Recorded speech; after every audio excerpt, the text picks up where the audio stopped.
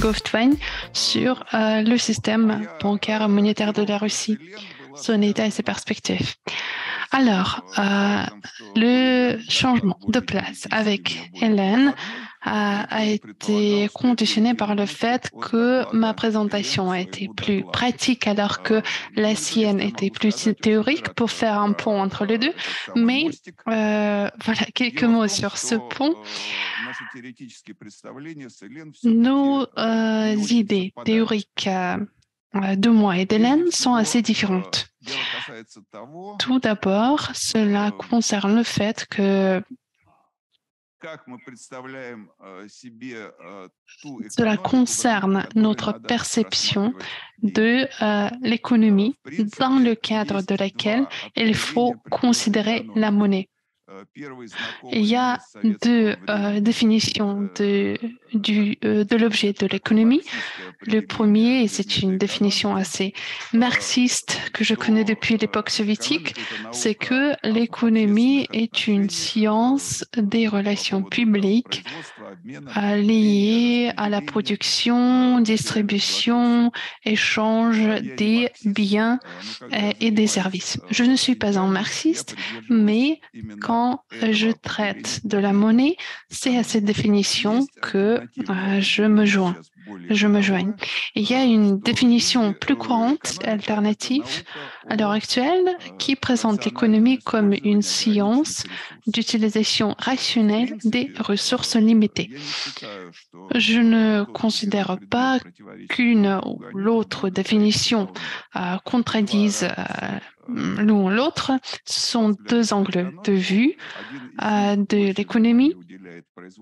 On est plus focalisé sur les aspects de la production de la technologie, c'est pour la deuxième définition, et la première définition se centre sur l'aspect social. Alors moi, je crois que l'argent n'existe que dans la première définition. Dans la deuxième, il n'y a qu'une projection de l'argent dans ce système. Voilà, c'est dans ce cadre-là qu'on va considérer l'argent et la monnaie plutôt, comme dans le cadre de la première définition.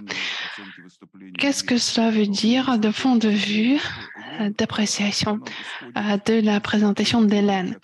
J'ai l'impression qu'elle se base de la monnaie présentée sous le second angle dont j'ai parlé, mais en tire des conclusions plutôt sociales, ce que je ne trouve pas tout à fait correct. Pour moi, la monnaie, l'argent, c'est tout d'abord une relation sociale et une relation sociale très particulière.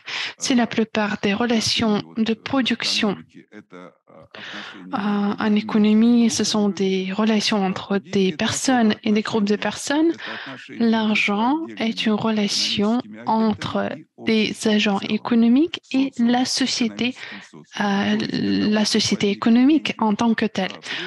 Pour que l'argent, pour que la monnaie ait son apparition, il faut partir de l'idée que n'importe qui peut mettre de la monnaie sous la condition qu'on ait un système social avec une structure sociale.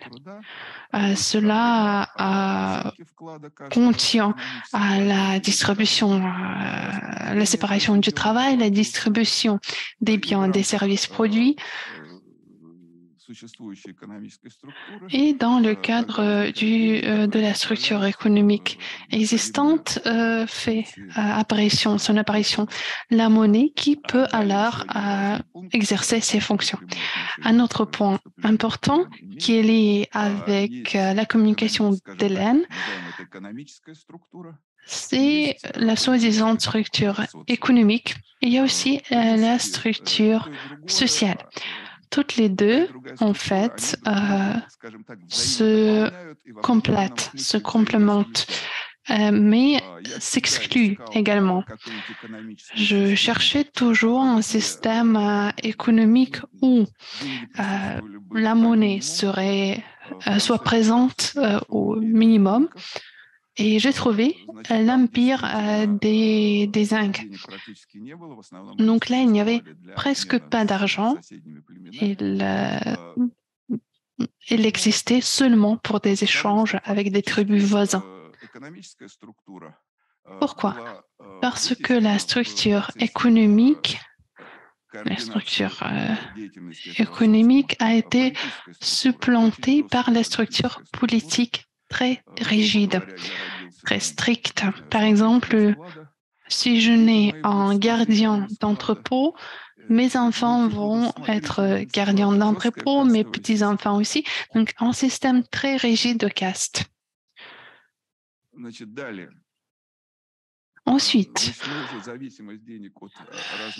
nous avons déjà vu la dépendance de l'argent, de la monnaie de différentes structures. Un autre moment, dans la société moderne, mathématiquement, je pense, on peut le définir de deux façons. Soit c'est une sorte de multitude dissimulée avec des contours flous, soit c'est la participation dans plusieurs sociétés à la fois. Donc, je fais partie de la société économique russe, mais aussi un peu de celle européenne, de l'arménienne, de la chinoise, etc., en restant toutefois des agents de cette société économique russe. Que se passe-t-il à la suite des derniers événements? Tout d'abord, les frontières deviennent encore floues. Selon cette première définition mathématique, les frontières étaient bien strictes, alors que dans la deuxième, les agents économiques russes ont été exclus d'autres sociétés. En plus, la structure politique russe se rigidifie, ce qui pousse à l'extérieur de ce système de la fonction de régulation qu'a la monnaie. Sur les fonctions de réglementation, de régulation et de coordination.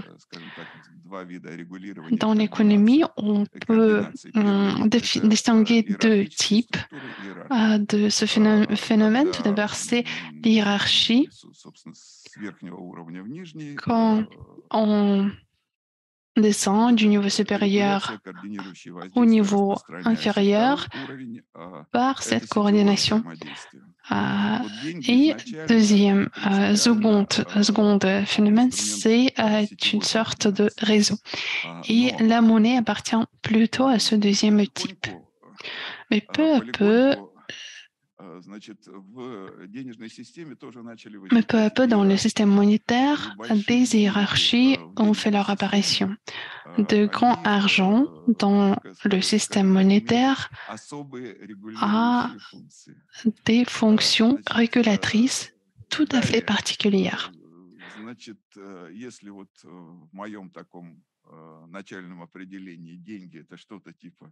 Ensuite, si je parlais de l'argent dans ma définition initiale comme un moyen de démocratie dans l'économie, une sorte de vote, mais pas discrétionnaire, mais continué. Donc, je vote toujours pour la viande, les voitures, etc. Ou si on a un système mixte, je choisis, j'élus un électeur greffe à la Sberbank, au Postin, à la banque VTB. Mais avec l'apparition de l'hiérarchie dans le système monétaire, l'argent perd son fonction de coordination à l'intérieur du réseau. La raison de cette différenciation dont parlait Hélène, ce n'est pas du tout la banque centrale ou les banques centrales, mais le fait que l'argent, de plus en plus, est dépourvu de ses fonctions primaire régulatrice. Et là, je pense que je vais revenir à mon sujet que je l'ai présenté, mais j'ai déjà proposé une sorte d'introduction, que l'argent change, la monnaie change, ainsi que sa fonction et sa structure, la structure de la société. Et je veux passer à des choses plus concrètes. Tout d'abord, je m'en sers beaucoup des citations d'Elvira Nabiullina, qui est la présidente de la Banque centrale russe, dans des derniers entretiens qu'elle a donnés. Là, c'est sorti du contexte. Elle parlait dans ses vice-présidents qui était une sorte de futurologue, et elle a dit ce qui est écrit ici, le futur est dans le brouillard. Pourquoi? Il y a deux raisons. Tout d'abord, c'est l'incertitude, les incertitudes introduites dans l'économie de l'extérieur par des décisions politiques et autres, et d'autre part la difficulté relative de faire des prévisions pour le futur, parce que nous en avons beaucoup moins d'informations. Il n'y a vraiment pas à quoi s'accrocher.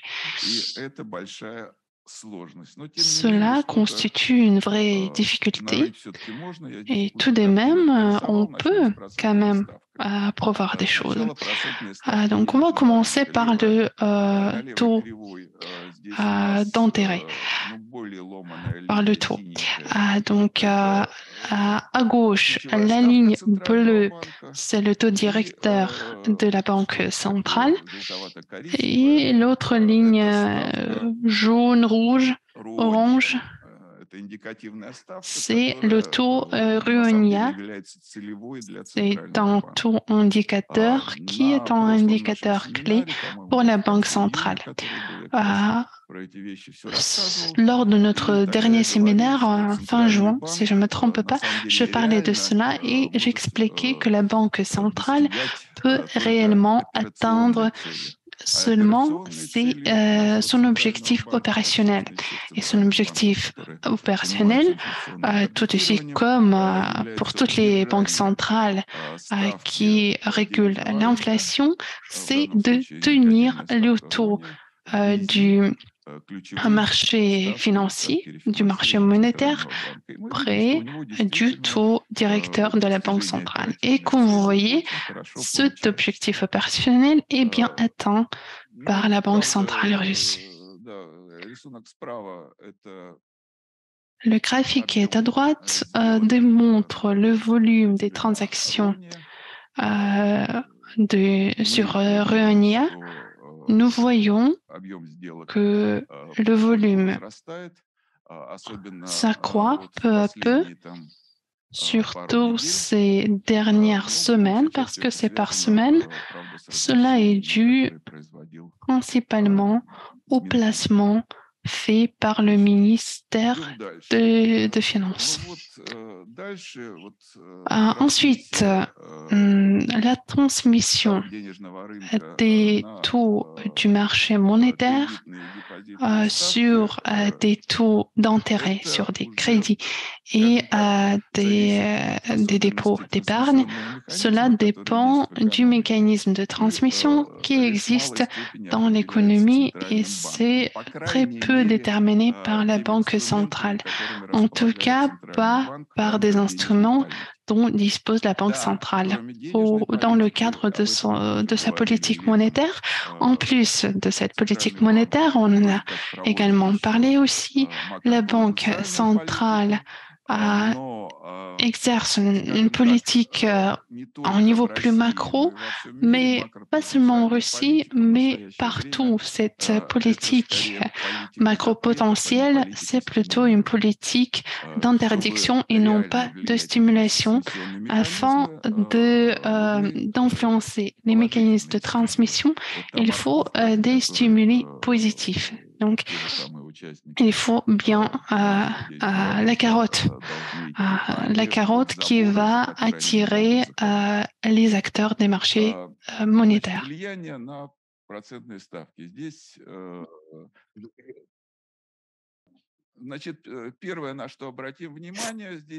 ce qui est de l'influence des taux directeurs, ici, l'on voit des taux directeurs moyens. Последняя информация по конечному кредиту конечному заемщику есть Donc, только на сентябрь nous месяц. n'avons les dernières informations que pour les mois de septembre, pour les emprunteurs en dernier ressort. Donc, les informations sont un tout petit peu datées. Mais ici, l'on voit donc des crédits à long terme, plus d'un an, donc des crédits accordés à la population.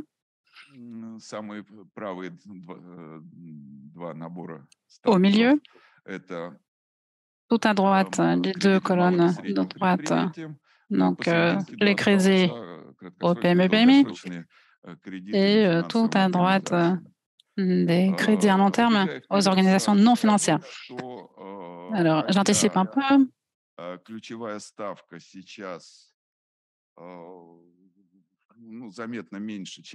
Le taux directeur est bien inférieur à celui d'avant février de cette année. Comme on le sait, la Banque centrale avait monté ce taux à quelques 20%. Aujourd'hui, nous en sommes à 7,5%, mais les taux pour les crédits finaux ne sont toujours pas au niveau d'avant février. Autre caractéristique, particularité, nos taux pour les crédits à court terme sont supérieurs aux taux pour les crédits à long terme. Un analyste classique vous dirait que les agents financiers s'attendent à d'autres baisses. En réalité, la situation est beaucoup plus simple. Les crédits à long terme aux individus, ce sont principalement des hypothèques.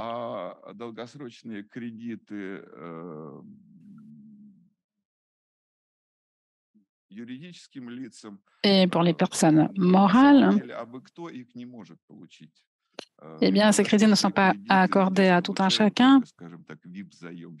Ils ne sont accordés qu'aux clients VIP, disons, les clients préférés des banques. Donc ici, les taux pour les dépôts. Mais donc, pour ce qui est de la transmission tout au long de la chaîne, l'on voit que dans cette transmission, ce sont les taux de dépôt qui changent en premier. Pourquoi? Parce que si la banque n'est pas la Sberbank, elle comprend que toutes les autres banques de les manuels d'économie qui disent que les changements de taux directeur, des taux de référencement donnent ce résultat. Justement, et donc chaque banque s'attend à ce que toutes les autres banques, en cas de baisse du taux directeur, baisseront leur taux pour les dépôts. Et inversement. Et donc, si l'on ne suit pas le mouvement, eh bien, les concurrents, les banques concurrentes voleront les clients. Et donc, les petites banques, lorsque c'est nécessaire, augmentent les taux pour les dépôts pour éviter de perdre des clients. La Sberbank adopte une autre approche. Alors, sa stratégie est particulière. La banque occupe une position dominante dans certaines régions. Donc, elle est la dernière à augmenter le taux pour les dépôts et la première à les baisser, provoquant ainsi une réaction en chaîne. Pour les crédits que nous avons déjà vus, passons au transparent suivant. Donc, ici, la situation est un peu différente. Professeur Baranov a fait sa présentation hier et c'est la raison pour laquelle j'ai ajouté cette diapositive. Il disait que les taux pour les emprunteurs finaux et les taux de dépôt sont synchronisés sur l'autodirecteur. Alors, vous voyez ici un point saillant sur ces graphiques. Donc, ici, le taux directeur pour les crédits est en vert et vous voyez qu'il est supérieur à tous les autres taux de crédit. Qu'est-ce que cela veut dire?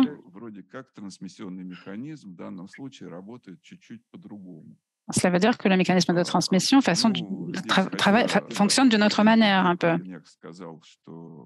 Le président récemment disait que les banques étaient prêtes à sucer la moelle de la population, mais en réalité, les banques sont très prudentes à l'égard de leurs clients, en tout cas leurs clients préférés, puisqu'ils leur apportent des revenus.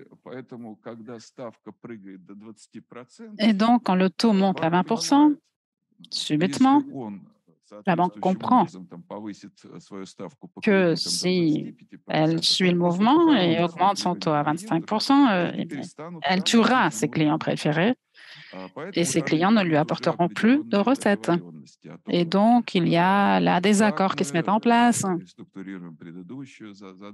sur la restructuration des emprunts précédents et ainsi de suite. Et donc, outre l'influence du taux directeur, lorsqu'on envisage la situation sous l'angle recettes et dépenses, il faut prendre en compte le risque.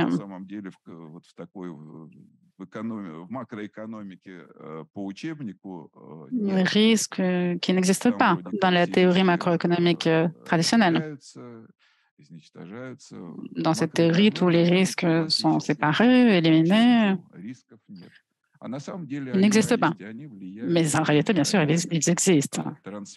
Et ils influent directement sur les mécanismes de transmission.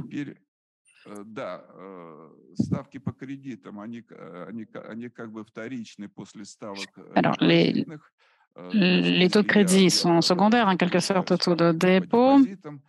Lorsqu'on augmente le taux pour les dépôts, on comprend que la marge sera réduite, l'on perd des recettes, donc il faut les compenser. Et donc, l'on étudie la situation chez les concurrents, parfois on augmente tel taux. Certaines banques, la Sberbank, augmentent les taux considérablement, elle peut se le permettre. Donc, voici la logique, grosso modo. Mais l'on s'écarte là encore de la théorie des manuels. Pour ce qui est des mécanismes de transmission, nous l'avons déjà dit. Je dis tout le temps à mes étudiants, pour ce qui est justement des mécanismes de financement, je dis donc que c'est pour nous un instrument d'influence psychologique. Tous les agents économiques ont lu les manuels. Ils ont lu noir sur blanc que les choses devaient se passer d'une certaine manière et c'est de cette manière justement que les banques agissent. Et ce, dès le stade avant la réaction de la Banque centrale. Donc, c'est vraiment un instrument d'influence psychologique. Alors ici, l'on voit les crédits aux personnes morales, volume global, et l'évolution des emprunts. Donc, on voit ici qu'il y avait eu une baisse en mai, juin, juillet principalement de cette année. Mais si l'on compare cette situation à l'époque de la pandémie, on ne s'écarte pas trop de la trajectoire classique. Mais le 1er octobre, au 1er octobre de cette année, le volume d'emprunt des personnes morales a augmenté de 13,7% par rapport à l'année précédente, ou de 8,2% depuis février. Donc les chiffres sont plutôt bons.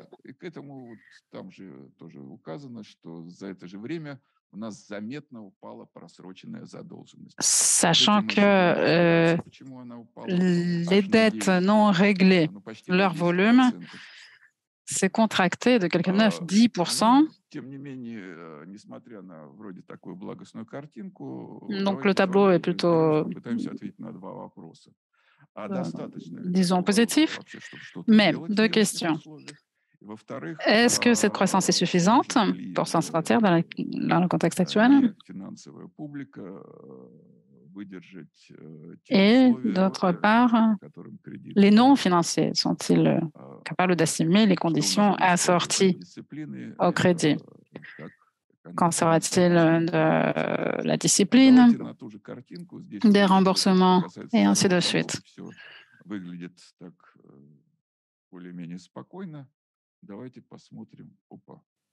Donc passons maintenant.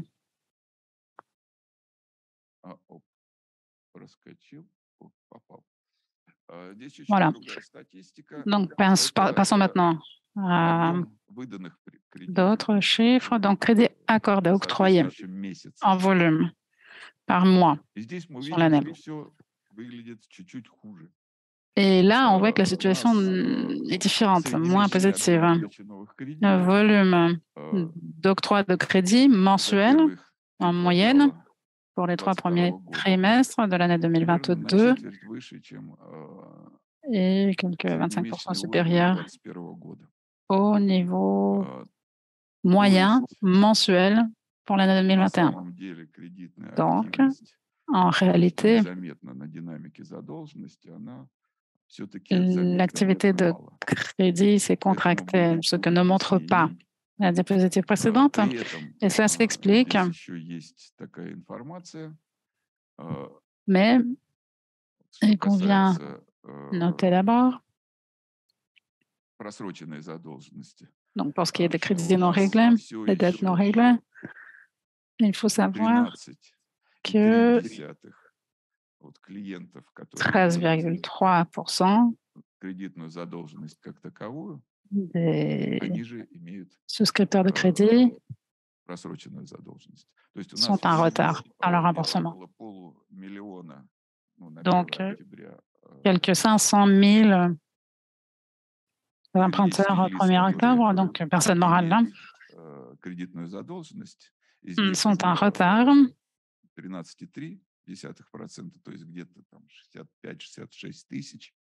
Pardon, sur 500 000, quelques 13,3% sont en retard.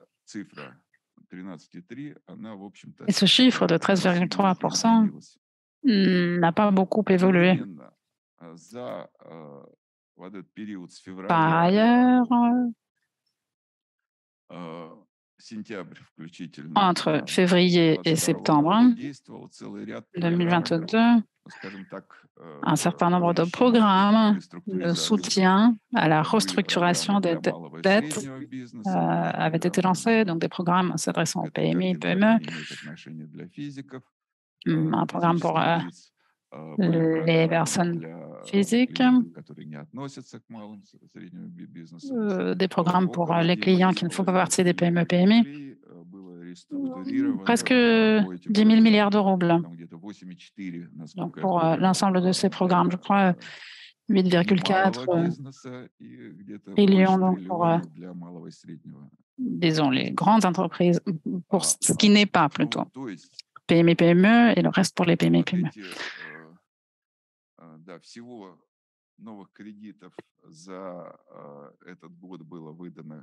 Donc au total, l'on a octroyé quelques 47 trillions en nouveaux crédits, dont 9,5 portés sur la restructuration des dettes. Donc, la situation est plus grave encore que le transparent И во-вторых, devant vous le montre. реструктуризация, она En tout cas, elle aurait été pire sans la restructuration. Et c'est bien la restructuration qui a donné ce résultat sur les dettes non réglées, les dettes en retard. Et si je comprends bien, ce résultat de restructuration a été obtenu pour un très petit nombre d'emprunteurs, car les autres avaient restructuré leurs dettes en mars, avril. Surtout, donc les dettes non nantis avaient diminué pour ce groupe.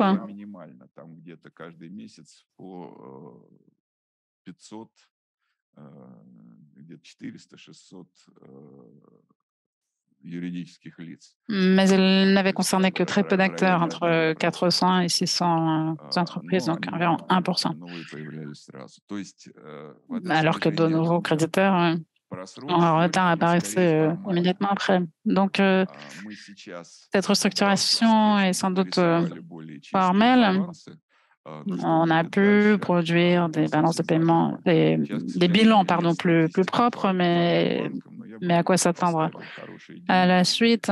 Nous n'avons pas de statistiques pour les banques centrales, mais et pour les banques au détail, mais je pense qu'il sera facile de deviner lesquelles seront en difficulté. Novécombank figure parmi ces banques-là. Et pour la Sberbank, c'est plus compliqué d'étudier les chiffres. La banque est juste beaucoup trop grosse. Alors, pour les crédits octroyés aux personnes physiques, ici, là aussi, on accuse une forte baisse. Là, ce sont les statistiques fournies par la Banque centrale. Donc, de fortes baisses, la croissance revient petit à petit, principalement grâce à l'hypothèque. Mais surtout l'hypothèque subventionnée. Mais au cours de ce dernier mois, on a vu qu'une forte part de cette hausse ne concerne pas le secteur primaire de l'immobilier, mais le secteur secondaire. Donc, il s'agit peut-être de la revente des logements par ceux qui quittent le pays pour partir en Géorgie ou au Kazakhstan. Dans tous les cas, il y a une petite hausse. Par le passé, c'était vraiment le poste le plus rémunérateur pour les banques.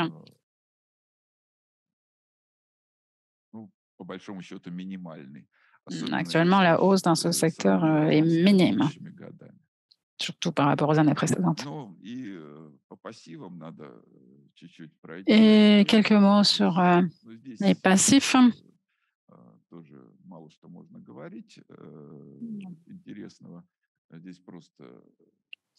Pas beaucoup d'informations intéressantes ici.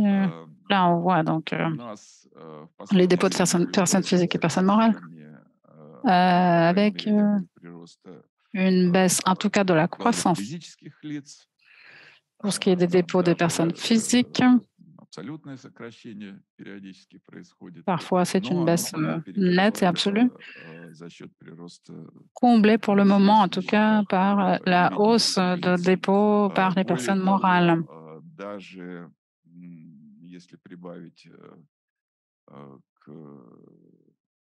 Кроме средств физических лиц, сокращается также средства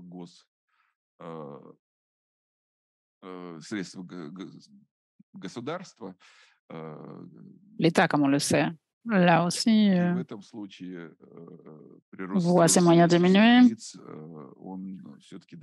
Et donc, cette hausse pour les personnes morales permet de rééquilibrer un petit peu la situation, mais c'est toujours moins que la hausse des crédits.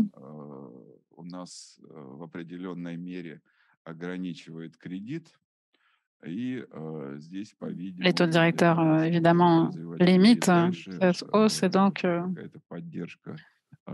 pour que ce secteur puisse se développer. Par la suite, il lui faut un soutien de la Banque centrale, sans doute. Alors, le ministère des Finances envisage des mesures de soutien.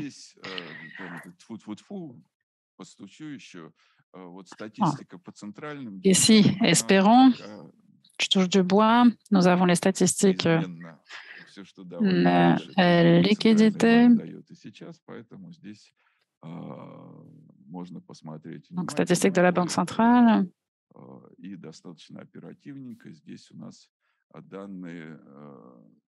Les données sont en général mises à jour. Là, vous voyez les données du lundi. Je n'ai pas renouvelé ces chiffres aujourd'hui. J'avais fini ma préparation hier, ma présentation hier. Donc, à gauche. Donc, les banques, les fonds dans les banques.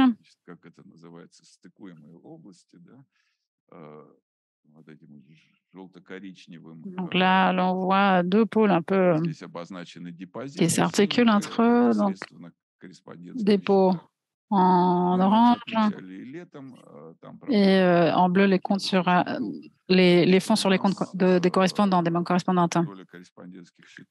Alors, à l'été dernier, nous l'avions déjà dit, la part de ces derniers comptes a considérablement diminué, alors que la liquidité du système bancaire poursuit sa croissance comme auparavant. Mais les banques déposent moins d'argent sur les comptes publics. Nous l'avons dit là aussi à l'été.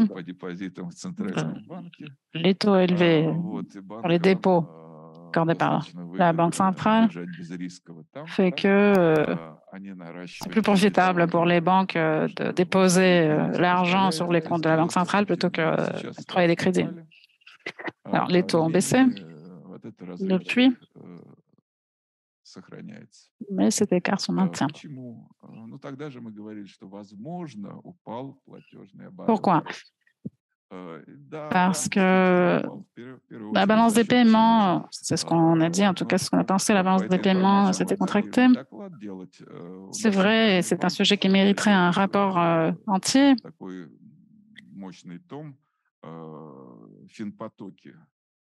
Mais la Banque centrale publie un ouvrage très volumineux qui porte sur les flux financiers. Donc, la banque surveille les fonds qui transitent. La Banque centrale surveille ceux qui transitent par ces comptes, à peu près la moitié de tous les transferts. Il y a évidemment les règlements interbancaires par ailleurs, ou les règlements au sein d'une seule banque, entre les différentes branches, pour la Sberbank par exemple.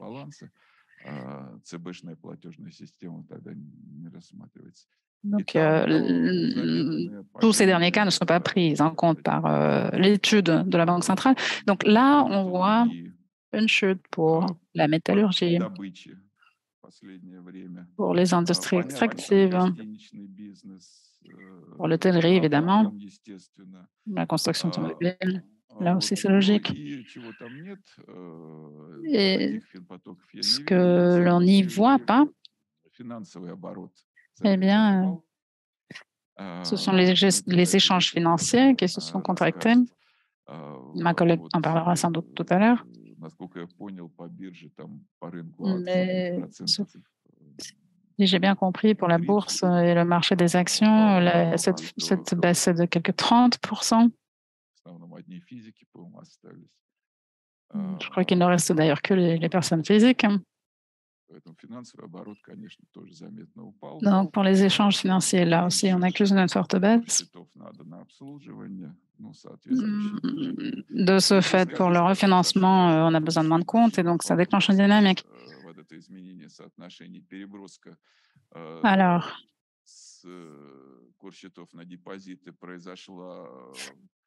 on a assisté donc à ces transferts entre les comptes des correspondants sur les comptes de dépôt début mars.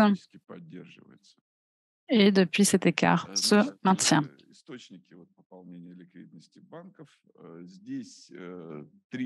Alors, quelles seront les sources d'augmentation de liquidité des banques? Il y a en plus les opérations, les transactions en monnaie étrangère de la Banque centrale. Ça, c'est une source à part. Des points sur lesquels j'attire votre attention. Tout d'abord, la courbe bleue, ce sont... Alors, c'est plus large que le budget. Ici, il y a toutes les opérations de trésorerie. La ligne bleue concerne des opérations régulières. L'orange, le solde des opérations financières, comme par exemple placement de dette, fin de dette, des dépôts de monnaie, des repos, etc.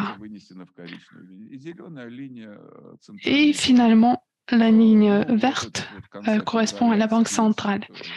Vous voyez un pic à la fin du février.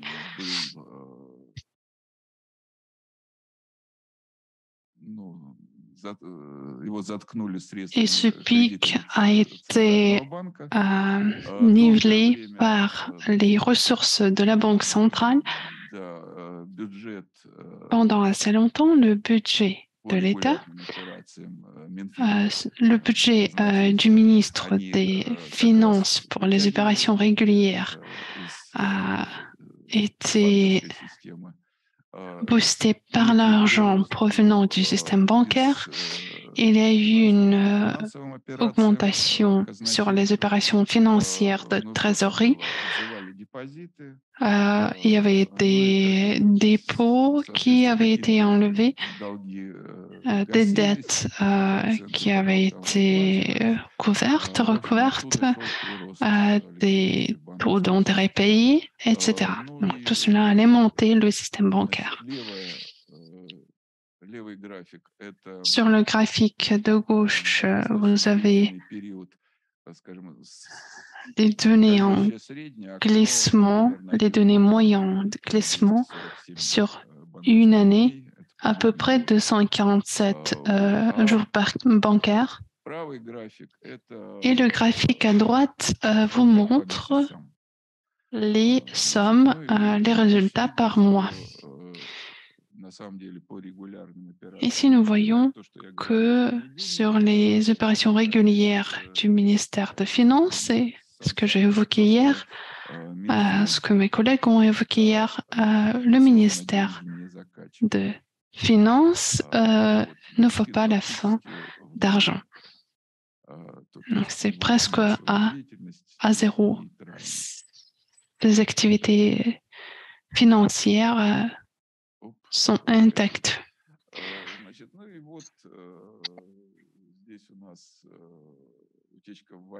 Alors ici, nous avons la fuite en monnaie étrangère, fuite en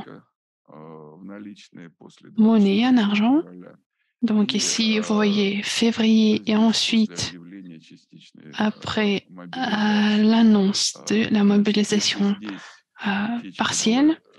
Alors ici, la fuite a été rétablie largement, mais pour l'instant, après la deuxième fuite, on ne voit pas de rétablissement. Donc, en ce qui concerne la monnaie étrangère, nous voyons les périodes où les gens achetaient en masse des devises étrangères. Depuis, on n'a plus de transactions en monnaie étrangère en Russie. Et les instruments principaux de la Banque centrale, je vais donner quelques commentaires. Donc, des crédits.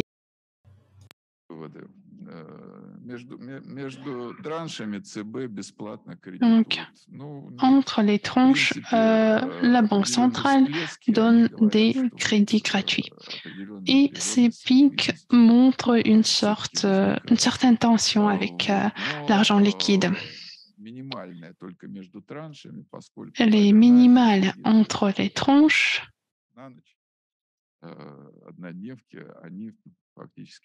Donc,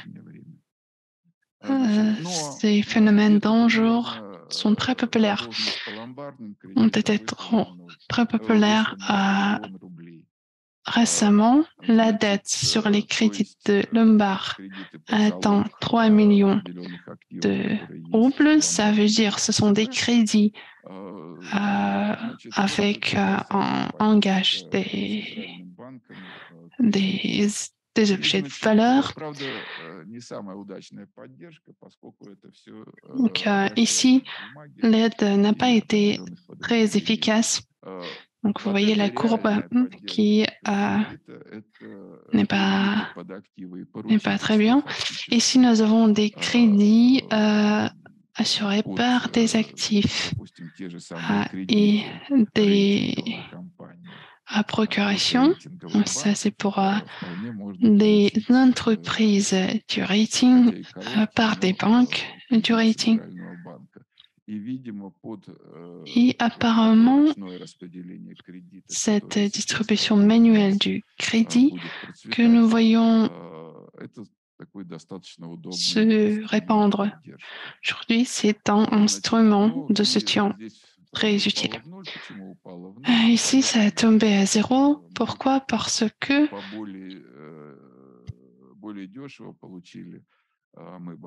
ici, les banques ont eu des sources à travers de repos avec des moindres dépenses.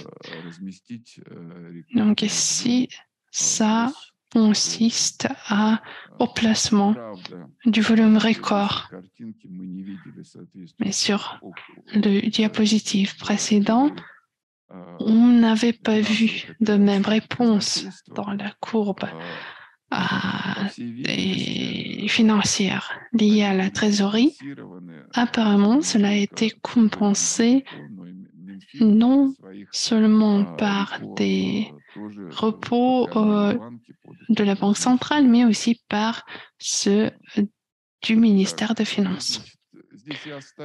Et ici, j'ai laissé ce que je disais avant.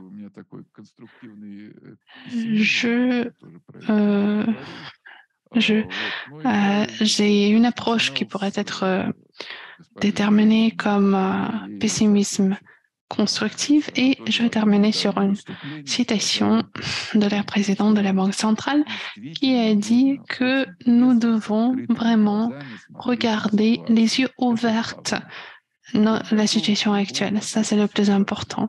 Il faut être prêt à tout type de développement de cette situation. La situation peut s'empirer, c'est vrai, et nous tenons ça en compte. Ici, il y a quelque chose de curieux. La transformation structurelle, selon les prévisions de la Banque centrale, devrait terminer vers la fin de l'année prochaine. C'est là où on attend ici la croissance. Quelle est cette transformation structurelle? En une année, je ne comprends pas trop, mais il y a des différentes transformations structurelles parce que la voiture vase a été structurellement transformée aussi. Elle existe toujours, cette voiture. Elle est toujours produite, mais elle n'a pas de caisson de sécurité. Elle n'a pas de système basé pour les freins, mais ça fonctionne toujours. Donc, je pense que cela doit être résolu de façon systémique, alors que si on laisse cette situation jusqu'à elle s'adapte aux conditions extérieures, je pense que la transformation obtenue ne sera pas la désirée. Merci de votre attention.